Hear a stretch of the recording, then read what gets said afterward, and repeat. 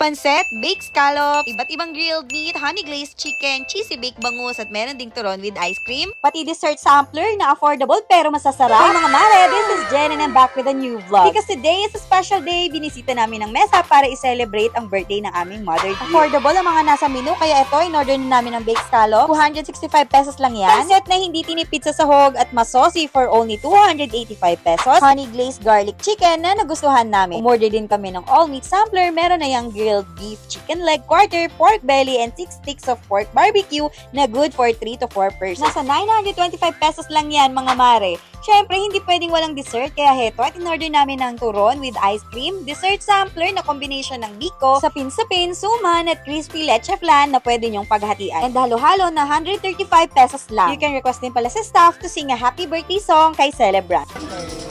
Happy birthday! Happy birthday to you. Thank you, Mama.